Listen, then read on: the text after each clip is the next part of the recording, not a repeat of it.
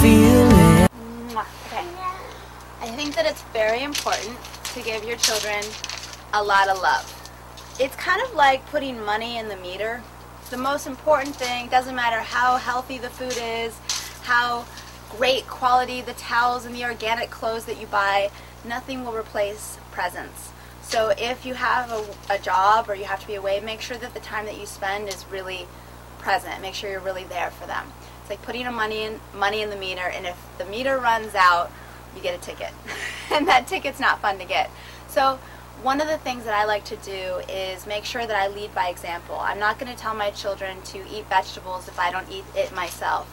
I find a way to make food in the kitchen that's really healthy and fun, as well as engaging my children in the process. I only have one, but all of her friends become part of the experience. So when they're over, we make things like chia seeds, which is really great with maple syrup and strawberries or blueberries. Really good guacamole with carrot sticks and celery sticks, and then my daughter's favorite recipe is cucumbers with capers, seaweed actually, and some tomatoes and avocados. What I found with children is they don't like the complicated things. Their taste buds are not desensitized. So they want things like you would in nature. Taking an avocado and cutting it in half with some namashoyu in is a great avocado boat, we call it. Also eating things like seaweed they love. It's just the taste of salt. Don't cook things with lots of garlic or lots of layers of spices. Find that in nature they're going to find things that please their palate. Who doesn't like watermelon or strawberries or blueberries? Add a little bit of cucumber or hemp seed or flax seeds to your dish. One of my daughter's two favorite foods are kale salad and seaweed. And I think the reason why she likes kale salad is because it becomes really good. We take the kale, we chop out the stalks, and we add lemon, olive oil, and sea salt. We massage it, and after that we add maybe some avocado or tomato, and it's delicious. And she doesn't eat other salads as much as she likes her kale salads. And then seaweed she always goes for. And then she does eat some brown rice pasta. I try to allow her to make her own choices, and when she does that, she also makes a lot of really healthy choices. One of my tricks to having healthy children is allowing them to be part of the decision-making process and remind them how much healthier they'll be and even more beautiful when they eat foods that make adults more beautiful, and I inspire by example.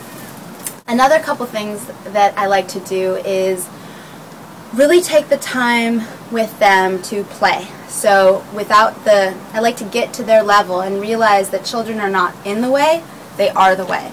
Obviously it's great if you can live in a community with like-minded ways of raising your children. But we all know that once we go into the world, there's going to be snacks, plethora of foods that could be both tempting but not necessarily healthy.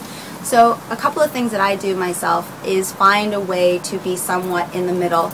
I don't allow it to be so strict where she can't ever eat a pizza, but I might get a wheat-free pizza with a cheese-free topping occasionally. So there is that in-between things. Most of the time she chooses really amazing foods, but for us to not feel so different and extreme, I have a little bit of flexitarian qualities in what I offer. We gotta all do the best that we can and teach them from the ground up, give them roots and wings so they can connect to what's right in the beginning and then fly in the end. And usually they'll come back around to what is the most healthy for them and what makes them feel the best.